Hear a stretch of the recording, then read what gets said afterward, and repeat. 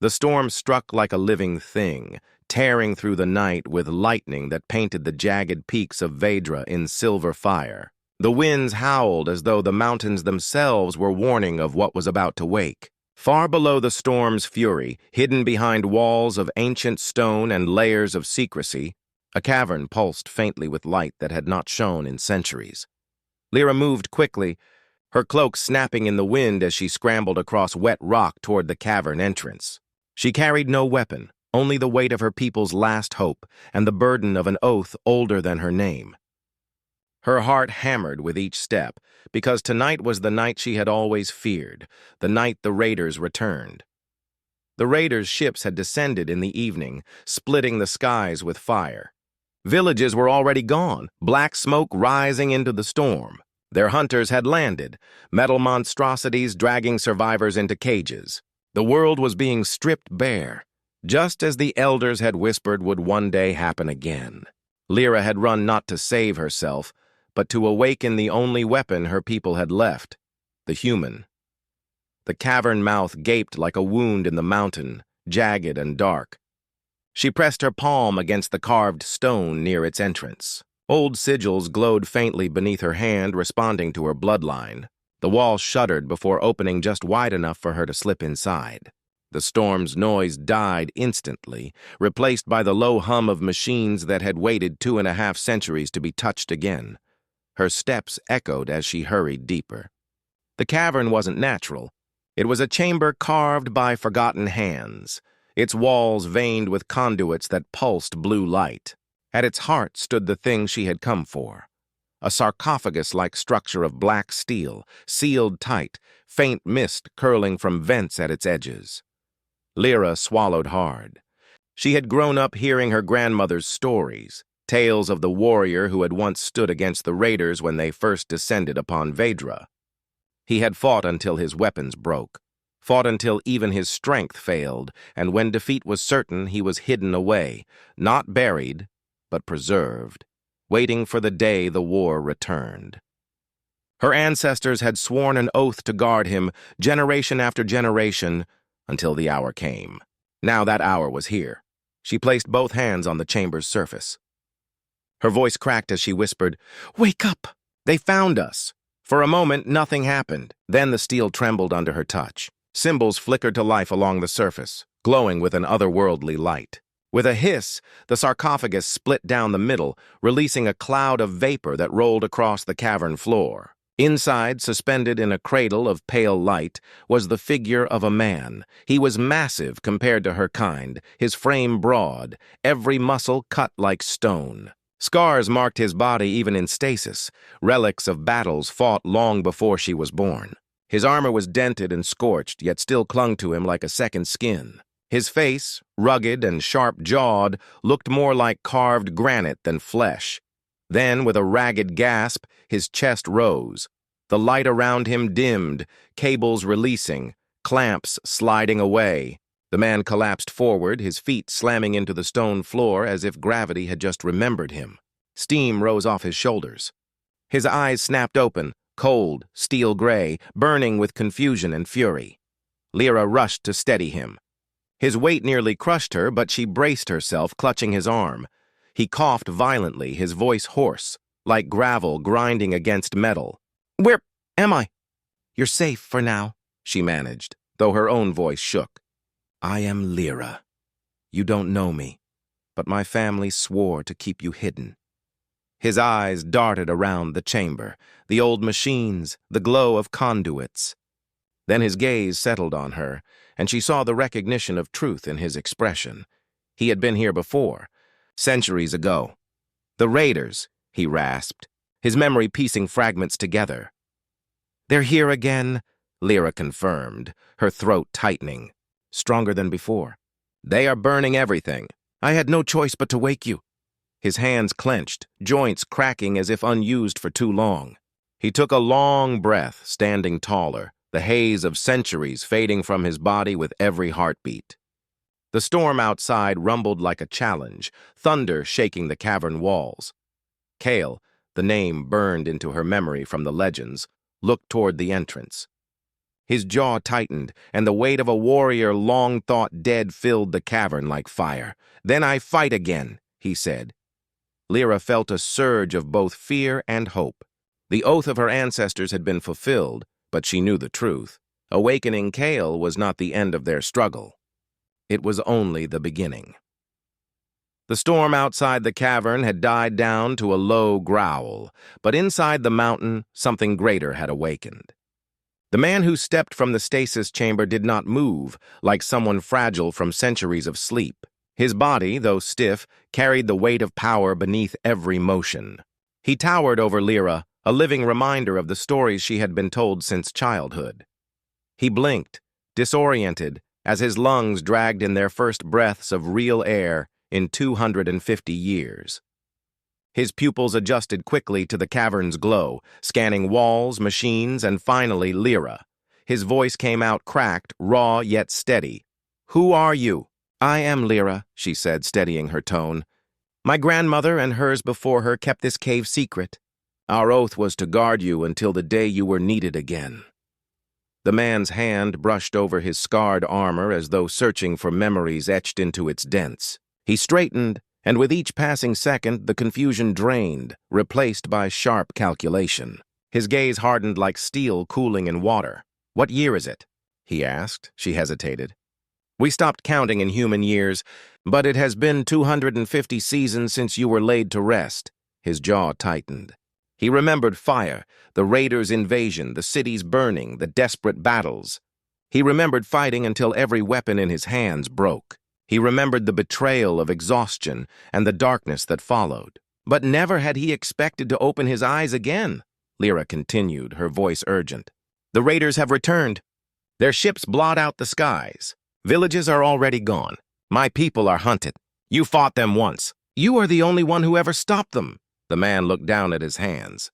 They were calloused, scarred, thick with muscle reinforced by the augmentations of a different age. He flexed his fingers, feeling the strength surge back through nerves awakened by the machines that had preserved him.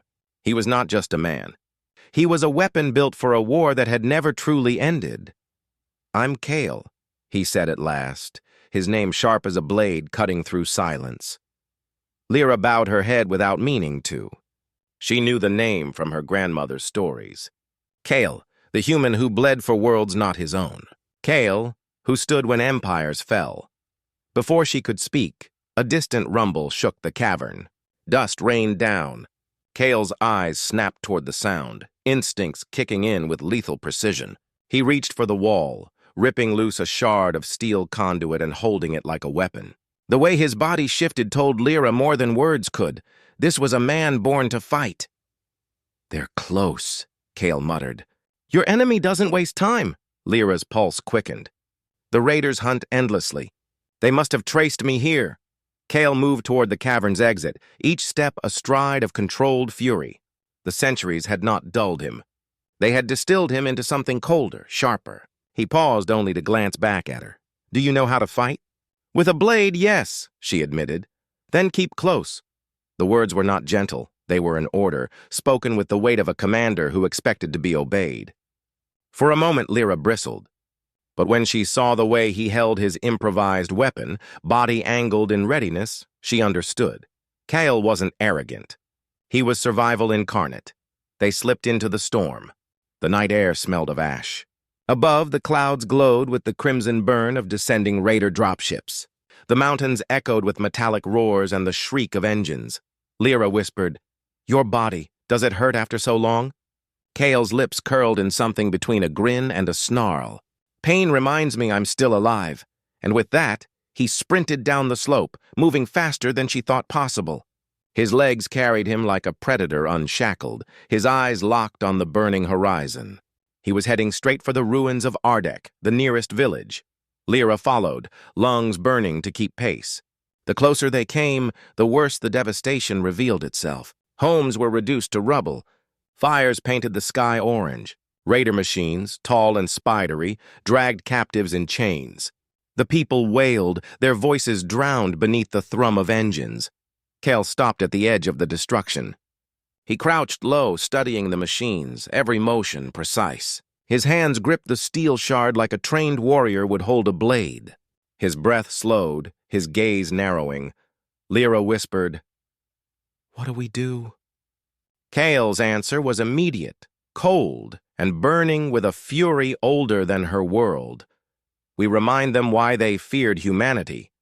Lightning flashed, illuminating his face for a heartbeat, the face of a warrior not of her age, but of an older, bloodier one. In that instant, Lyra understood. Kale had not simply awakened.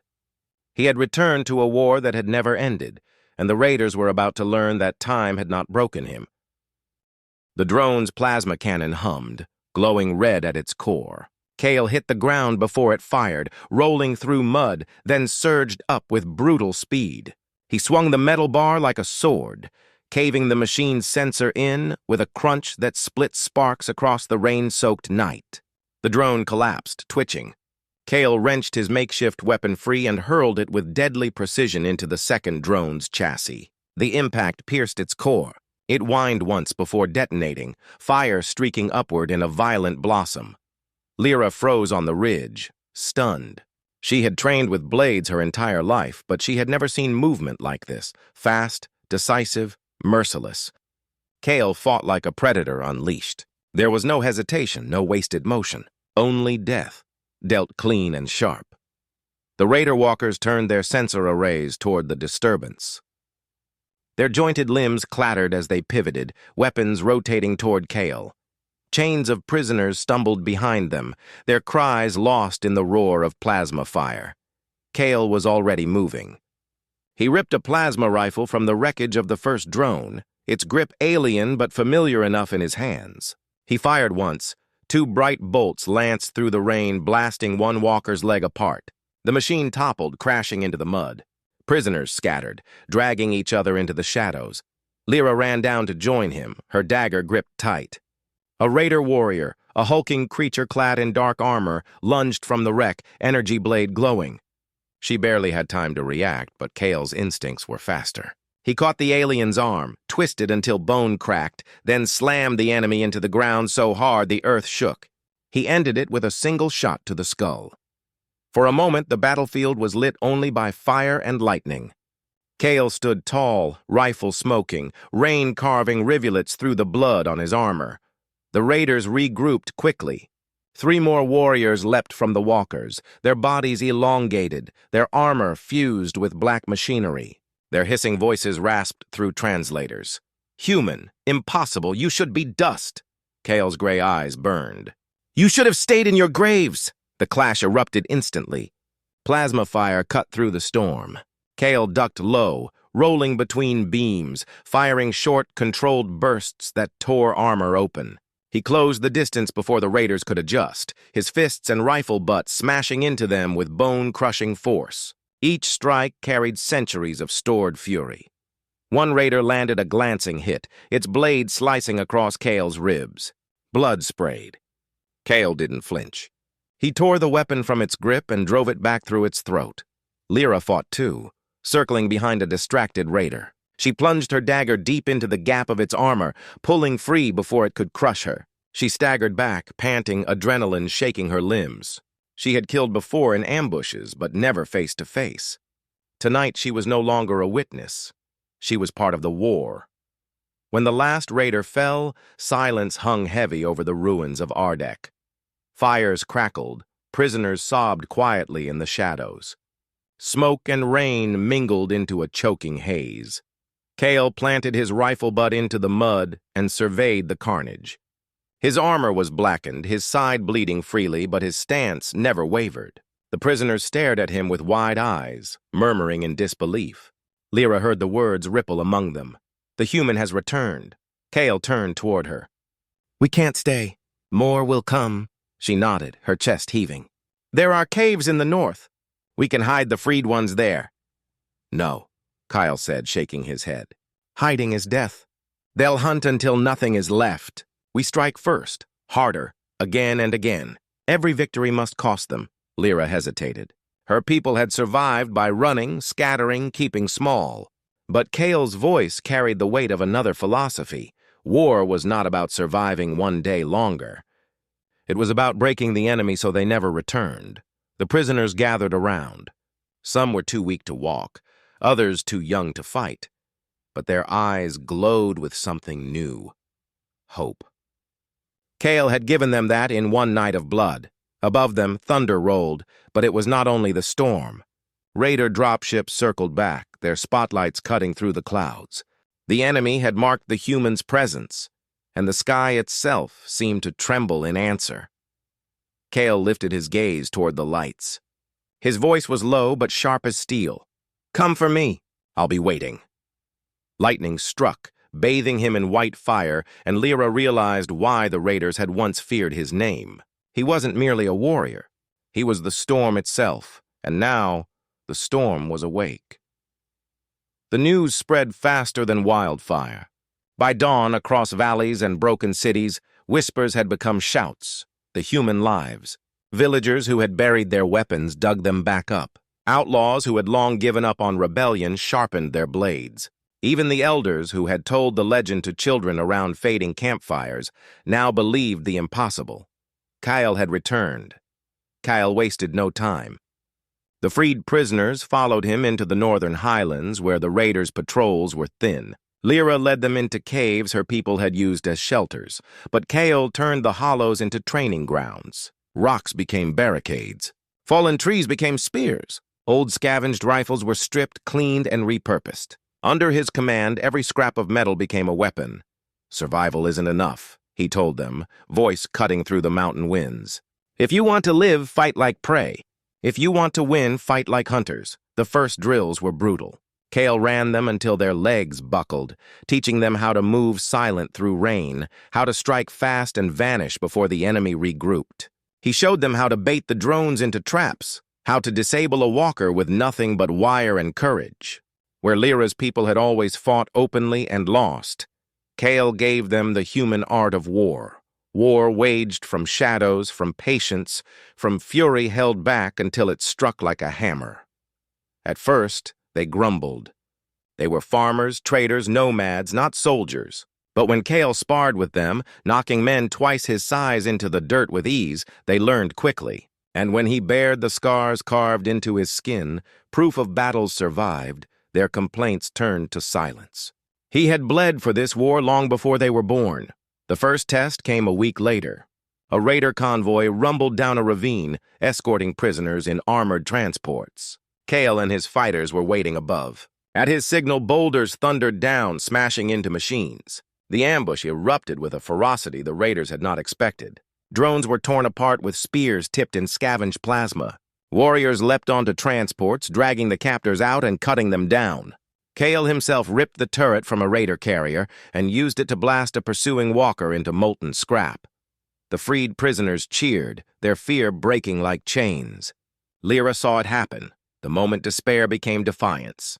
Kale didn't just lead them to victory, he showed them that the raiders could bleed. From then on, the resistance grew like fire feeding on dry grass. Every skirmish drew more recruits. Every fallen raider weapon became theirs. Camps turned into armies. The raiders, so used to slaughtering villages without resistance, now found themselves ambushed at rivers, their supply lines cut, their patrols vanishing into smoke. Kale drove them relentlessly. He studied their movements, mapped their dropships, and struck where they were weakest. "They expect you to run," he told his fighters. "So don't. Stand where they least expect and break their teeth." Lyra fought at his side in raid after raid. She was no longer the girl who had trembled in the cave. Kale sharpened her like steel, teaching her to parry faster, strike deeper, move without fear. She learned his rhythm, swift, merciless, decisive, and matched it. Soon she led squads of her own, carrying Kale's strategies to battles he couldn't reach. But the raiders weren't fools. They began to adapt. Drones were reinforced. Patrols grew larger. A bounty was spread across their networks. Capture the human alive. Lyra heard raider captains speak his name with fear, spitting it like a curse. "Kyle!" One night, under a sky burning with 2 moons, Lyra found Kale alone on a cliff, staring at the stars. His face was unreadable, but the tension in his shoulders was heavy. "You carry them like ghosts," she said softly. He didn't look at her. Every fighter I trained who falls. Every world I couldn't save. I remember them all. And still you fight. Kyle finally turned, gray eyes sharp as blades. Because if humanity taught me anything, it's this. Loss doesn't break us. It makes us sharper. Those words spread through the camp the next day, carried from mouth to mouth until every rebel spoke them as a vow. The raiders sent larger forces, but the resistance did not break. They moved like smoke, hit like thunder, and vanished before the enemy could strike back. Vedra's mountains echoed with the sound of new war songs, the beat of drums, and the cry of a forgotten people reborn as soldiers. And yet Kyle knew the truth.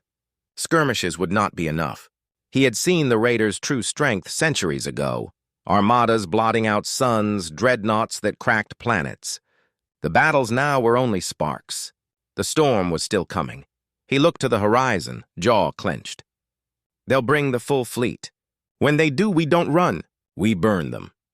For the first time in generations, Vedra had hope. But hope was fragile, and Kale knew it had to be forged into fire before the storm arrived. The raiders had found out that humanity was not gone. Soon, they would learn what that truly meant. The warning came at dawn. Raider scouts, beaten and bloodied, stumbled back to their commanders with tales of Kale's rebels cutting through convoys and bases. The raiders had finally understood. This was not scattered resistance. This was war. The next night, the sky itself ignited. Enormous ships descended through the clouds, blotting out the moons. Their thrusters set forests on fire. Whole valleys shook as titanic walkers slammed down from orbit, their legs crushing stone, their cannons glowing like suns. Kyle stood on the cliffs with Lyra as the horizon turned red. "This is it," he said. "Not raids, not skirmishes, the real fight." His voice carried like steel through the ranks below. "They think fear will scatter us. Instead, we'll bleed them dry." The rebels poured into hidden bunkers and trenches dug into the mountain passes. For days, Kale had drilled them on this exact scenario, shaping the land into a fortress. Every ridge hid crossbows modified with plasma tips. Every cave mouth concealed charges rigged to detonate. They weren't going to meet the raiders in open ground. They would strangle them in choke points. The first clash hit like a hammer. Raider walkers thundered into the northern pass, their cannons ripping apart boulders. The ground shook as if the mountains themselves were breaking. But when the lead walker stepped into the valley, its foot collapsed through hollowed ground. Explosives hidden beneath detonated, shattering its legs and flipping the machine into its comrades. Kale roared, charging with his fighters. Spears tipped with plasma punched through drone hulls. Rebels swarmed like wolves, overwhelming isolated machines. Lyra led a squad along the cliffs, dropping firebombs onto raider columns below. For a moment, victory seemed within reach. Then the dreadnought arrived. It broke through the clouds like a god of war, its cannons sweeping across the battlefield. Whole ridges disintegrated under its barrage. Kale's formations were torn apart, fighters hurled through the air like leaves. The sky became a storm of fire and shrapnel. "Into the caves!" Kale bellowed, dragging the wounded to cover. The mountains swallowed them, but the raiders pursued, drones crawling through the tunnels like metallic beasts. In the choking dark, the rebels fought tooth and nail, stabbing and burning, every meter paid for with blood. Lyra's blade flashed again and again, her arms trembling from exhaustion but never stopping. She cut down a raider officer, her face splattered with sparks and ash. And Kale pulled her back just before a drone's plasma burst scorched the wall beside them. "This isn't holding," she gasped. Kale's jaw was set, his eyes blazing. "Then we make them choke on every stone of this mountain." He split the resistance into cells, each squad tasked with harassing, sabotaging, and retreating deeper into the labyrinth of caves. What should have been a quick extermination turned into a nightmare for the raiders. Drones vanished into darkness. Officers were dragged screaming into fissures. Entire squads found their munitions exploding in their hands, traps set hours earlier by Kale's foresight. But the cost was horrific. Every victory left bodies in its wake. Friends they had laughed with days ago now lay broken in the dust. By the third night, the caves stank of blood and smoke, and Kale's numbers dwindled dangerously. Still, the rebels refused to yield. For the first time in centuries, the raiders found themselves stalled, their overwhelming firepower useless in the twisting stone halls of Vedra. Fury burned through their ranks. The dreadnought descended lower, tearing at the mountain with beams meant to melt cities. Kale saw the destruction and knew the truth. If the dreadnought remained, all was lost. It was too large, too powerful to fight in the open. But if he could strike its heart, the whole invasion might collapse. He gathered Lyra and the strongest remaining squads in the shadow of a burning cavern. His armor was battered, his skin cut and bruised, but his voice carried iron. That ship is the spine of their assault. Break it and the body falls. I'll lead the strike. We board it, we gut it from within, and we show them what humans do when cornered. The rebels looked at him, fear and awe mingling in their eyes. Some were too young, their hands shaking, but none turned away.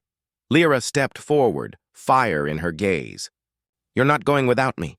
If this is the end, I'll fight at your side. Kyle nodded once. Then let's give them something to remember. Above, the dreadnought rumbled, its engines scorching the night sky. The mountain burned, the villages smoldered, and the people of Vedra braced for annihilation.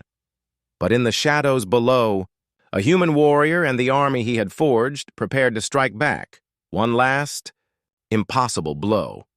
The fate of Vedra, and perhaps every world still under the raiders' chains, would be decided in fire. The night bled red as Kale's strike team ascended toward the dreadnought. Raiders swept the skies with searchlights, but the rebels moved like shadows across the crags. Grappling hooks bit into scorched steel, and men and women climbed with fire in their eyes. Above them, the ship rumbled, vast as a city, its cannons chewing at the mountain below. Kale went first. His hands, scarred and raw, found purchase where others would have slipped. Behind him came Lyra, her jaw clenched, her blade strapped tight. By the time they reached the underbelly of the dreadnought, their small army clung like insects to its armored skin. Explosives were rigged to vents. Hatches were forced open with plasma cutters. The moment the first hatch blew, the resistance surged inside. The interior was a world of firelight and metal, endless corridors crawling with raiders. Alarms screamed and soldiers poured out to repel the invaders. Kale's squad hit like a storm. Blades slashed through armored throats, rifles blazed, and grenades turned choke points into furnaces. Kyle fought at the front, his movements a blur of practiced fury. He tore rifles from raider hands, broke spines, and hurled enemies into the path of their own fire. Lyra stayed close, cutting down any who slipped past him. Their squads followed, advancing step by step deeper into the beast. They pushed toward the reactor core, the heart of the dreadnought. Kale's plan was brutal and simple. Overload the core, destroy the ship from within. But the raiders fought with desperation. Reinforcements clashed in every hallway. The corridors shook under the thunder of gunfire and the screams of the dying. Rebels fell around Kale, their sacrifices buying seconds of advance. Each loss carved deeper into him, but he never faltered. By the time they reached the core chamber, only half their force remained. The room was vast, a cathedral of machinery. The reactor pulsed with blinding light, encased in spires of humming metal. Standing before it was a raider warlord, armored in black exosteel, a giant of a creature wielding a blade longer than a man. Human. It snarled through a voice of static. You should have stayed in your grave. Kale stepped forward, unflinching. I buried enough of your kind to know graves don't hold, the warlord charged. Their blades collided with a shock that rattled the chamber. Sparks sprayed as steel met plasma, the clash echoing like thunder. Kale fought with savage precision, every strike meant to kill. But the warlord was stronger, driving him back, each blow threatening to shatter his guard. Lyra darted in, slashing at the warlord's side, drawing sparks from its armor. The beast roared and swung, narrowly missing her head. Together they pressed it, Kyle hammering with relentless power, Lyra cutting swift and precise. Their movements became one rhythm, born of fire and trust. Finally, Kale drove his blade into the warlord's chest.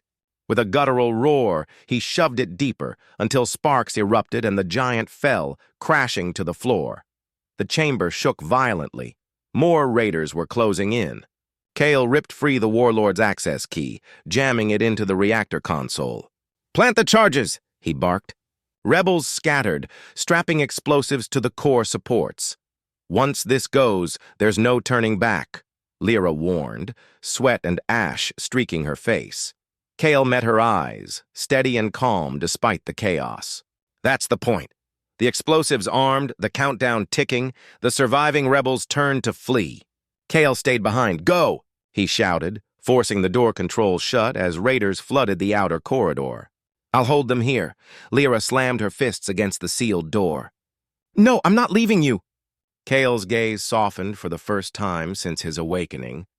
"You gave me back the fight I thought I'd lost. Now carry it forward. Lead them!" Tears blurred her vision, but before she could answer, the chamber's walls shook with raider fire. Kale raised his blade one last time, standing tall against the tide. The rebels fled, dragged by Lyra's furious cries. Moments later, the mountain sky split with light. The dreadnought's reactor tore itself apart in a roar that shook the heavens. Fire blossomed across the sky, brighter than suns, as the colossal ship broke apart. Raiders screamed as their command vessel crumbled, raining molten shards into valleys below. From the cliffs, survivors watched in silence. The dreadnought was gone. The invasion fleet, cut off from its spine, faltered and broke. Raider dropships retreated in panic, leaving behind their dead. For the first time in centuries, Vedra was free. The rebels wept and cheered. Songs rose over the ruined mountains, voices trembling with triumph and grief. But Lyra stood apart, her eyes fixed on the burning sky, her hands clenched around the hilt of Kale's fallen blade. "Your fight isn't over," she whispered into the wind. "I'll carry it." The people of Vedra gathered around her, waiting for guidance. And though her heart ached, Lyra lifted the blade high. "For Kyle," she said, "for freedom." The cry echoed across the mountains, picked up by thousands of voices. Humanity's flame burned again, not in one warrior, but in all who carried his spirit. Kale was gone, but his defiance lived on, and the galaxy, still under the shadow of the raiders, would soon learn humans never surrendered.